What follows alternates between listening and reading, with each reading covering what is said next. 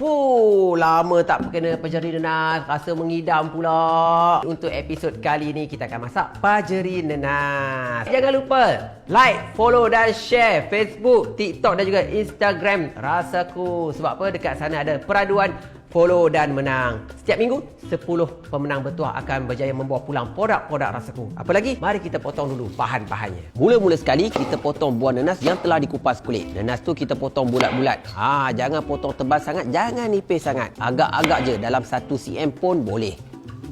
Selepas itu kita iris bawang merah nipis-nipis. Kemudian kita iriskan bawang putih halus-halus.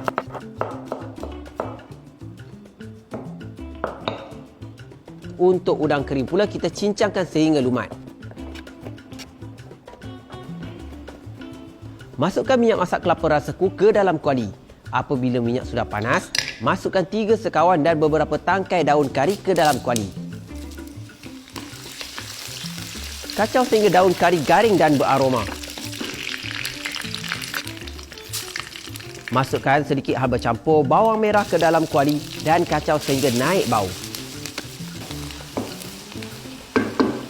Masukkan bawang putih yang telah kita iris tadi. Jangan lupa, kita kena letak udang kering yang telah kita cincang halus tadi.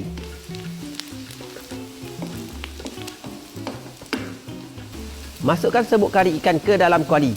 Kalau tak ada pack kari ikan dekat kedai, kari daging juga pun boleh digunakan. Apabila kuah dah mula kering, masukkan air sedikit demi sedikit untuk elakkan dari cepat hangus. Takut kalau dah hangus nanti, lain pula rasanya. Masukkan beberapa keping nanas yang telah kita potong tadi dan kacaukan sehingga sebati dengan nanas tersebut.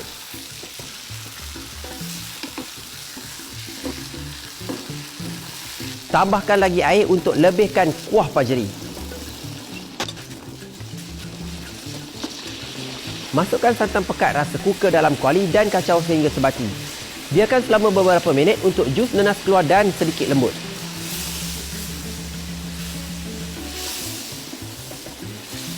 Jangan lupa letak garam dan juga sedikit gula yang secukupnya.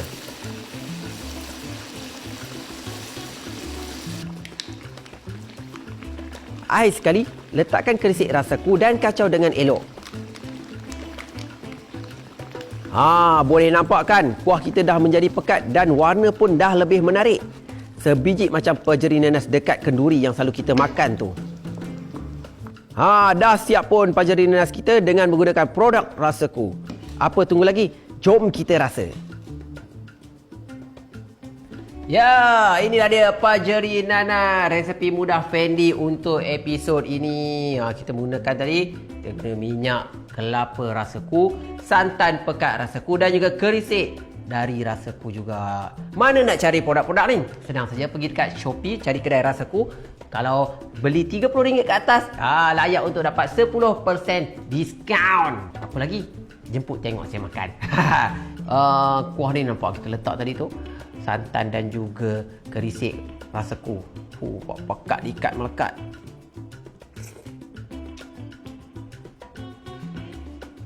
Penuh rasa dalam mulut saya ni. Ada rasa masam dari nanas, ada rasa lemak dari santan, ada aroma kerisik dan juga minyak kelapa ni. Memang terbaik dah produk Rasaku ni. Jangan lupa like, follow, komen dan juga share. Kalau boleh subscribe sekali channel ni. Sebab apa? Kita ada resipi yang mantap-mantap dan mudah untuk kita masak. Jumpa lagi. Assalamualaikum. Selamat mencuba.